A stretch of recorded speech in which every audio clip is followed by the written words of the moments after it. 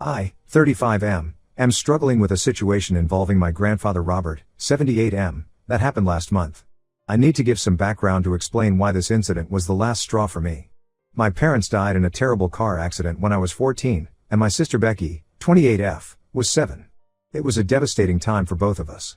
Robert, our maternal grandfather, took us in. He was already a widower by then, and I later learned he never wanted us, but social services would have separated us if he hadn't stepped up. From the beginning, he made it clear that Becky was his favorite.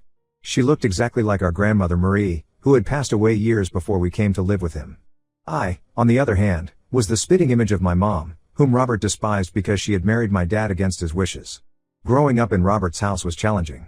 While Becky got everything she wanted, new clothes, toys, the best education, and constant attention, I had to work for everything. I started working at a local grocery store when I was 15, stocking shelves after school and on weekends. Robert would say things like real men earn their keep or you need to learn independence whenever I asked for basic necessities. Meanwhile, he'd spend hundreds of dollars on Becky's dance classes and summer camps. Despite the hardships, I managed to excel in school. I got a full scholarship to college, which was fortunate because Robert refused to contribute anything toward my education. He said the money was saved for Becky's future. During college, I met Sarah. She was the most beautiful and kind person I'd ever known.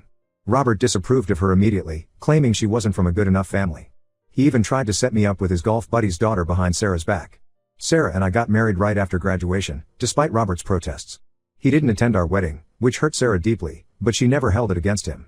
We had our daughter Lily, 6F, a year later. Sarah was an amazing mother, but tragedy struck when she was diagnosed with aggressive breast cancer. She fought hard for a year but passed away 2 years ago. Robert's response to her death was to tell me I should have married someone with better genes. He never showed any sympathy or offered any support during Sarah's illness or after her death. Lily looks exactly like Sarah, same auburn hair, same green eyes, same gentle smile. Maybe that's why Robert can barely look at her. He's never acknowledged her birthdays, never bought her a Christmas present, and always makes excuses to leave when she's around. It breaks my heart because Lily is such a sweet child who just wants her great-grandfather's love. I built my marketing firm from scratch over the past decade. It started as a one-man operation from my garage and has grown into a successful company with 50 employees. Last month, I had a crucial meeting in Chicago with a potential client who could double our revenue. The meeting had been planned for months, and I couldn't reschedule it.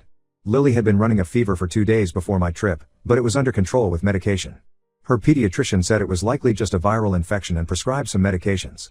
I have a regular babysitter, Clara, 42F, who has been with us since Lily was 3. She's excellent with Lily but doesn't drive due to vision problems.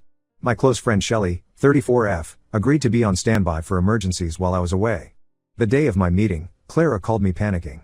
Lily's fever had spiked to 104 degrees Fahrenheit, and she was becoming delirious. Clara had called Robert since he lived just 10 minutes away from us, and we'd always listed him as an emergency contact despite our differences. At first, Robert agreed to take Lily to the hospital, but then he called back 15 minutes later. I was in the middle of my presentation when my phone kept buzzing. When I finally stepped out to check, I had multiple missed calls from Clara. Robert had called her back saying he couldn't come because Becky wanted him to meet her boyfriend Adam, 32M, over lunch. Apparently, Becky was planning to announce their engagement, and she wanted Robert to meet Adam first. Robert told Clara to call an ambulance if it was that serious. I immediately called Shelley, who dropped everything and rushed to my house. By the time she got Lily to the hospital, her fever had reached 105 degrees Fahrenheit, and she was having seizures.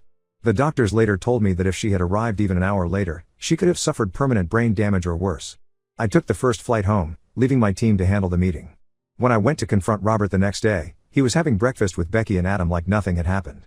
His exact words were, "Well, she's fine now, isn't she?" Becky's lunch was important, she wanted me to meet her future husband. Clara could have called an ambulance. Becky chimed in, saying I was overreacting and that family priorities matter. When I pointed out that Lily was family too, she rolled her eyes and said, "You know what I mean." This was about my future. I left their house feeling sick to my stomach. Later that day, Clara told me she had tried calling an ambulance, but there was an unusually long wait time due to a major accident on the highway. That's why she had called Robert in the first place. I've blocked both Robert and Becky's numbers. Robert has been trying to reach me through other relatives, not to apologize but to tell me I'm being unreasonable and dramatic. Becky posted on Facebook about how I'm trying to ruin her engagement happiness with my attitude. The meeting in Chicago? We lost the client because I had to leave abruptly. But I don't care. My daughter is alive and well, and that's all that matters. I've told Clara to remove Robert from the emergency contacts and never call him again for any reason. Ida for cutting them off completely? Update 1, it's been 3 weeks since my last post. First, I want to thank everyone who supported me and shared their own stories. Many of you asked about Lily. She's doing much better now and has started going back to school. I've hired a second babysitter who can drive, just to be safe. A lot has happened in these 3 weeks. Becky and Adam got officially engaged last week. They had a big engagement party at Robert's house, which I obviously didn't attend. Robert announced during the party that he was gifting them his house as a wedding present. This house has been in our family for 4 generations. My great-grandfather built it himself in 1940. Robert had always told us that the house would be divided between Becky and me after his death, not because I wanted or needed it, but because it was what my mom would have wanted. The day after the party, I got multiple calls from relatives criticizing me for not attending my only sister's engagement. I didn't bother explaining because these were the same people who turned a blind eye when Robert mistreated me growing up. However, one call changed everything. My Aunt Emily, 76F, Robert's younger sister, called me late at night. She's always lived in Florida and wasn't very involved in our lives, so I was surprised to hear from her. What she told me shook me to my core. Emily revealed that Robert had actually known about my Chicago meeting months in advance. I had discussed it with him during a rare family dinner in January, and he had even offered to watch Lily that day. According to Emily, Robert had called her the morning of the incident, complaining about having to choose between helping me and attending Becky's lunch. He had told Emily that Becky was threatening to elope with Adam if Robert didn't show up to give his blessing. But that wasn't the most shocking part. Emily then told me something about my parents' accident that she'd been carrying for years. The night before the accident, my dad had called Robert about borrowing his old pickup truck because Dad's car was making strange noises when braking. Robert had recently had the car serviced and knew the mechanic had warned him about the brake system needing immediate replacement. Instead of warning my dad or offering his truck, Robert told him the car would be fine for a few more days. He was still angry about their marriage and wanted them to learn a lesson about responsibility. Emily said Robert had confessed this to her years ago during a drunken Christmas gathering. She had kept quiet all these years out of family loyalty, but after hearing about what happened with Lily, she couldn't stay silent anymore. She said she didn't want history to repeat itself with another child getting hurt because of Robert's spite. I confronted Robert the next day at his house. I didn't tell him about Emily's call immediately. Instead, I asked him about the house. He smugly told me that I didn't deserve any inheritance because I had been disrespectful to him my entire life. When I brought up my Chicago meeting and how he had originally offered to help, he denied ever having that conversation. That's when I brought up what Emily had told me about my parents' accident. The color drained from his face. He started stuttering, then quickly shifted to anger, calling Emily a senile old woman who was trying to create drama. He accused me of turning everyone against him and said I was jealous of Becky's happiness. The commotion brought Becky downstairs. She had apparently been upstairs with Adam, looking at paint samples for their future home, my family home. When Robert told her what we were arguing about, she immediately started crying and defending him. She said I was trying to ruin her engagement happiness by bringing up ancient history. When I tried to tell her about Lily's hospital incident again, she screamed that I was being selfish and should think about the family's reputation. Adam stood awkwardly in the background during all this. I noticed him looking increasingly uncomfortable as Robert and Becky got more hysterical. At one point, he tried to suggest that maybe they should consider buying their own house instead, but Becky shut him down immediately. I left their house feeling both vindicated and deeply sad. Emily called again that evening to check on me. She apologized for not telling me about my parents sooner but said she had made a mistake in staying quiet and didn't want to repeat it. She also mentioned that Robert had called her in a rage, threatening to contest their late parents' will if she didn't retract her lies. Becky has been on a social media rampage since then, posting about how family should stick together and how some people, obviously referring to me, can't handle others' happiness. She's even posted old childhood photos of us, captioning them with things like missing when my brother wasn't so bitter. I've blocked both of them on every platform now. Some relatives have taken their side, saying I'm being cruel to an old man and a young bride-to-be. Others have reached out privately to share their own stories about Robert's manipulations over the years. Emily sent me some old letters from my mom to her, detailing how Robert had tried to sabotage her marriage multiple times. I'm starting to realize that cutting contact isn't just about Lily's incident anymore. It's about breaking a cycle of toxicity that has affected our family for decades. Update 2. It's been 2 months since my last update, and things have taken an unexpected turn. Becky and Adam got married last month in what she called the wedding of the century. She made sure everyone knew about my absence by leaving an empty chair at the family table with my name on it. Several relatives sent me photos of this powerful statement, as they called it. Robert apparently gave a tearful speech about how he wished all his family could be there to celebrate. The irony wasn't lost on me. The first sign of trouble came 2 weeks after the wedding. Adam called me out of the blue on a Sunday morning. I almost didn't pick up, thinking it was another relative trying to guilt-trip me, but something made me answer. Adam sounded stressed and frustrated, completely different from his usual confident self. He revealed that living with Robert had become unbearable.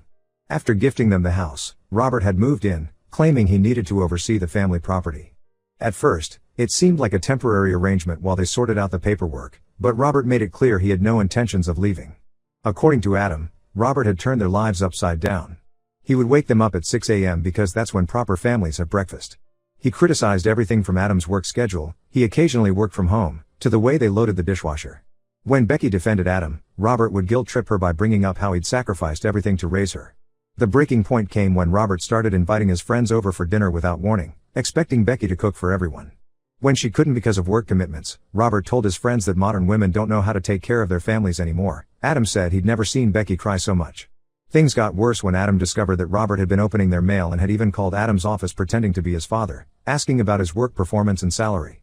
When Adam confronted him, Robert claimed he had every right to know about the financial stability of the man living in his house, completely ignoring the fact that he had legally gifted them the property. Last week, after another argument about Robert rearranging their furniture without permission, Adam finally put his foot down. He told Robert he needed to find another place to live. Robert threw a massive tantrum, accusing Adam of being ungrateful and turning his precious granddaughter against him. He called Adam a gold digger who was only interested in the house. Becky initially sided with Robert, but when he started calling her a disrespectful ingrate like me, something snapped in her. She backed Adam's decision and told Robert he had 3 days to leave. Robert stormed out, saying they'd regret this. Yesterday morning, Robert showed up at my doorstep with 2 suitcases. He looked disheveled and had clearly been crying. When I opened the door, he started talking about how he'd made mistakes and wanted to make amends. He said losing his home had made him realize the importance of family. I let him talk, but when he mentioned Lily's incident, he still tried to justify his actions. He said he had been in an impossible situation that day, choosing between his granddaughter's big moment and a simple fever. That's when I lost it. I reminded him how his choice could have cost my daughter her life, just like his spite toward my parents might have contributed to their accident. He broke down completely, sliding down against my doorframe. My neighbors started peeking out of their windows at the commotion. Robert kept saying he had nowhere else to go, that Emily lived too far away, and that as his grandson, I had a duty to help him. I told him he should have thought about duties when he had them toward me and Lily. I reminded him how he'd failed as a grandfather and great-grandfather, and that karma had finally caught up with him. Then I asked him to leave before I called the police. Becky called an hour later, crying about how I needed to help Robert because he's still family. I asked her where this family loyalty was when Lily was in danger. She hung up on me. Adam texted later, apologizing for involving me but saying he couldn't handle the situation anymore. I heard from Emily that Robert has been calling everyone in the family, telling them his own version of events, that Adam is abusive and has turned both his granddaughters against him. Some relatives have offered him temporary accommodation, but knowing Robert, I doubt any of those arrangements will last long. Lily asked about the commotion at our door yesterday. I simply told her that some people don't change even when life gives them multiple chances to do so. Update 3, it's been 6 months since everything happened, and I think it's time for a final update. After I refused to help Robert, he stayed with various relatives before finally moving in with Emily in Florida. Emily called me last month with some news that explained a lot but changed nothing. Robert had been behaving erratically at Emily's house, forgetting conversations, getting unnecessarily angry, and sometimes not recognizing people immediately. Emily took him to a neurologist, and he was diagnosed with early-stage dementia. The doctor said the condition might explain some of his recent aggressive behavior and mood swings, but also confirmed that during Lily's incident 6 months ago, he was completely aware of his actions. The doctor estimated the dementia symptoms had only started showing up in the last 2 months. Meanwhile, Becky and Adam's marriage has been going through rough patches. They sold the family house last month, the house that started all this drama. Adam got a job offer in Seattle, and they decided to move there for a fresh start. Becky tried to reach out to me before leaving. She came to my office since she knew I wouldn't let her into my house. During our conversation, she finally admitted that she had been blind to Robert's favoritism all these years. She shared some incidents from after my parents' death that she was too young to understand then, like Robert throwing away the only photos I had of our parents because they took up too much space, while carefully preserving every single one of Becky's dance recital pictures. However, when I brought up Lily's incident again, Becky still tried to defend Robert. She said that with his age and now his diagnosis, we should forgive him and move forward as a family.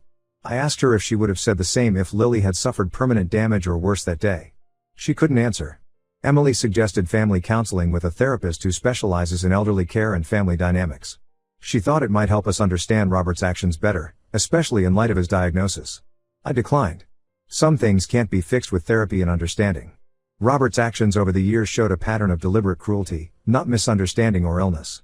Last week, Robert sent Lily a birthday card with a check for $5,000. I returned it unopened. He also sent me a letter talking about regrets and second chances, but it felt more like he was sorry for himself than for his actions. He wrote about feeling lonely in Florida and how he misses his real home, but didn't once mention Lily's incident or apologize for it. Lily is doing great now. She's thriving in school and has started taking piano lessons, something she loves. Sometimes she asks about her Aunt Becky or great-grandpa Robert, but less frequently now. I've decided to maintain no contact with both of them. Becky texts occasionally with updates about their life in Seattle, but I rarely respond. Emily keeps me informed about Robert's condition out of courtesy. Apparently, his dementia is progressing, and he often talks about the past now. She said he recently cried about my parents' accident, but I don't know if that's genuine remorse or just the disease talking. Either way, it's too late to matter. Some relatives still think I'm being too harsh, that family should stick together no matter what. But I've learned that sometimes the healthiest thing you can do for yourself and your children is to break toxic family patterns, even if that means walking away from blood relatives. My priority is ensuring Lily grows up in a healthy environment with people who genuinely care about her well-being, not those who see her as an afterthought or, worse, a burden.